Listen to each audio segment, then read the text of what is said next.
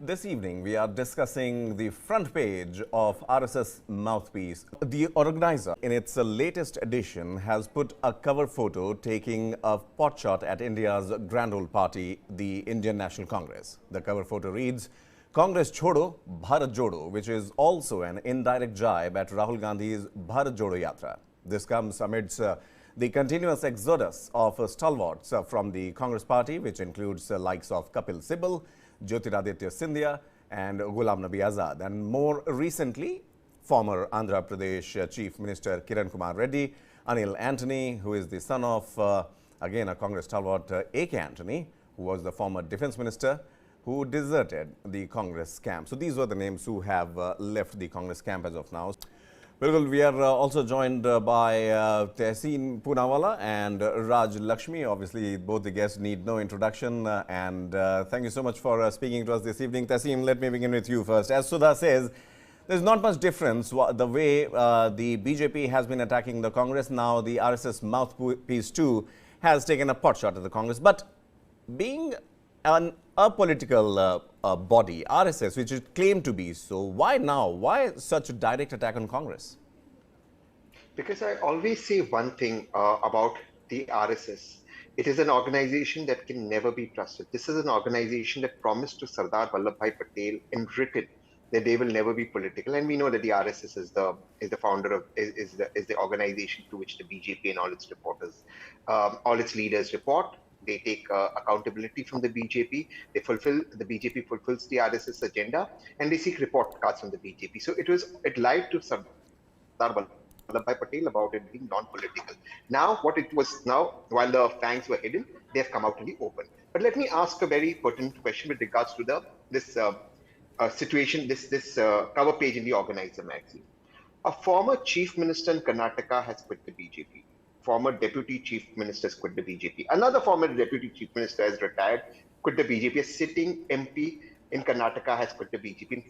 40 rebels in fray in one state of Karnataka. Right. Some of these have come to the Congress. What does the RSS have to say about these people? Where in Karnataka they have such a massive load of leaders that are leaving the BJP. BJP kare to chamatkar, koi aur kare to gunegar. Second thing, I have a dare on your show. I will shave off my hair on live television if the RSS representative, Rajalakshmi Ji, for my lot of respect, can promise that the next RSS chief will be from the OBC or Dalit community. Just promise that. The RSS is a non-inclusive organization. It is completely non-inclusive. If so, let them say that the next chief is an OBC or Dalit, and I will accept it right now on this show. Rajalakshmi, do I need to say more? Please respond. No, as far as the dare goes, I'm in no way a representative of neither the BJP nor the RSS. So I couldn't take a call on that matter.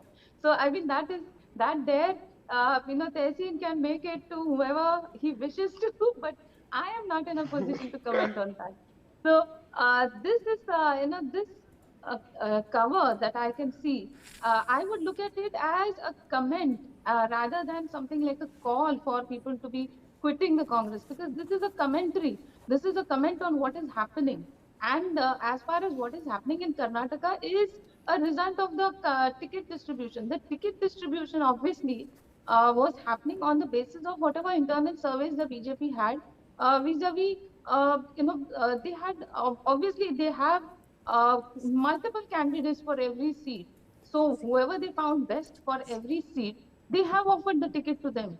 So it is not to be taken for granted that somebody who has been maybe a 5-time or a 6-time MLA, that person should be continued to be given a ticket, whether even if somebody else is younger, fresher, more capable of doing the same task, then I think that the BJP is very well within their own rights to be giving the tickets to whoever.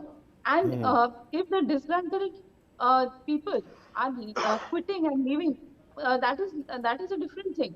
But then, you have seen multiple cases of where sitting MLAs, sitting MPs have quit the Congress and they have gone over to the BJP and to other parties also.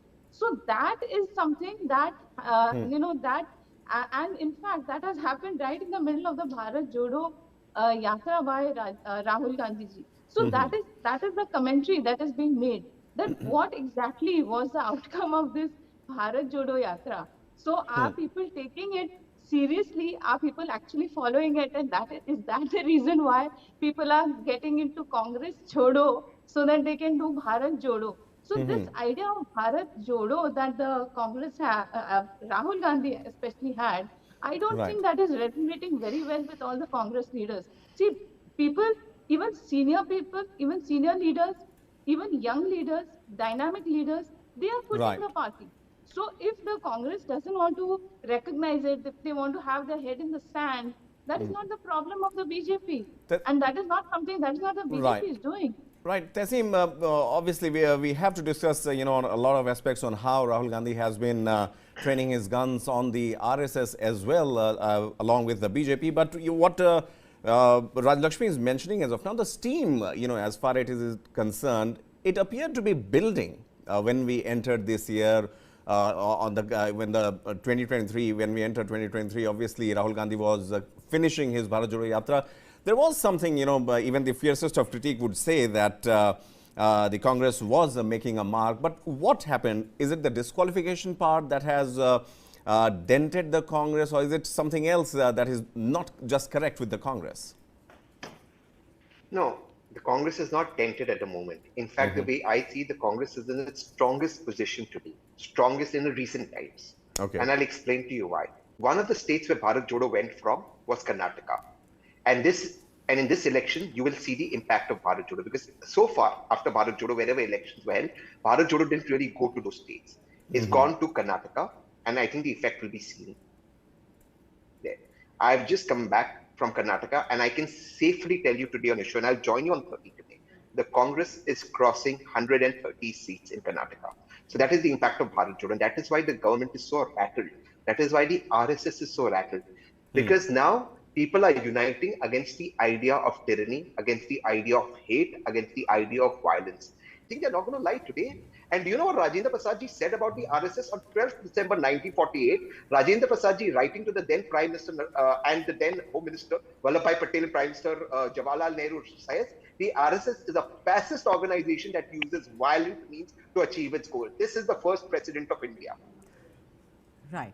Pankaj, that's what, I somehow feel that this entire, from a socio-cultural organization, right, to make such a clear political statement is a kind of a shift. I'm sure that old RSS people would also be wondering at this time. Absolutely. So, yeah, so that is one of the issues that, perhaps you could ask well, Rajalakshmi, yeah, I would like to rope you in here. What Sudha and Tehseen are mentioning, obviously, we saw, RSS in its full glory just a few months back in Jaipur, and the resolutions that they adopted was also about reaching to the grassroots members, grassroots people, and giving them the benefits that it stands for. Now, being an ideological body, why go political, especially at this time? Pankaj, the RSS has forever been at the receiving end of Rahul Gandhi's barbs, and Yes, forever absolutely. they've been talking about. Yeah, did you say something? No, please carry on. Yeah. So they have always been at the receiving end of all the barbs and all the attacks, and for whatever reason they have always been attacking the RSS. Instead of looking at their own house, instead of setting their own house into order, what they keep doing is they keep talking about how RSS is this. They keep talking about it as some poisonous kind of an organization, whereas RSS is something that I have firsthand I have witnessed how the RSS has been selflessly into all the social work, especially during the COVID, especially during the lockdown. All these times, I have seen how they have never distinguished between whether a person is whatever caste, whatever religion. They have never looked at that. I have personally seen that. So when somebody keeps talking about them as somebody who is always brewing hate, etc., etc., I think that actually the RSS was at some point they're bound to give some kind of a response to it, Yeah, saying that Rajalakshmi ji. this is how your house is, And you are constantly talking about us, and that is not going very well with all the voters. It's not going very well with their own Sure. leaders. So that Rajalakshmi, is not actually yeah. finding resonance. So, Rajalakshmi, there is no doubt, you know, we remember Charkhi Dadri, we remember how the Karyakartas, you know, of the RSS, they worked. There is a flood, you see them. There is a natural disaster, we see them. Yeah. So, therefore, I feel that it becomes more relevant that, you know, they keep to that. I'm not saying that they have no right. Of course, this country is free, you have the right. But because they do all this, what is called socio-cultural, you know, if some girl children have to be educated, so on and so forth. So my question is that if you're so brilliant at doing what you do, and you are that organization which was formed, I think in 1925, if I'm not wrong, why jump into politics? Because you're not going to fight elections. I mean, if you read the history of RSS, whether it was Guruji, whether it was Hedgewar, they were all mighty against active politics, Rajalakshmi. No, what I was saying is that, you know, when somebody is constantly at the receiving end, there is no reason why they should not be actually giving any kind of a response or any kind of a justification for what exactly is the truth. So this, they've just put across all the facts, and I don't see anything wrong in that. They, if it was any kind of a campaigning or any kind of a misinformation or even some kind of a manipulation, that was a different thing. They put across the points that these are the reasons why these particular leaders, in fact, these leaders are disgruntled. So the Congress, instead of actually introspecting as to why the Right. leaders are quitting their own party, they Right, always keep Rajashri. talking about how the RSS is hijacking them. I mean, that is something that is not going to save their house. They have to be left with some party Right. for I them to think Tehseen also wants to make a point here, Rajalakshmi. Yes, Tehseen, please go on. I just to add to it, Rahul Gandhi, be it obliquely or directly, has been attacking RSS as well. Is this something that RSS is hitting back at this time? Is that so?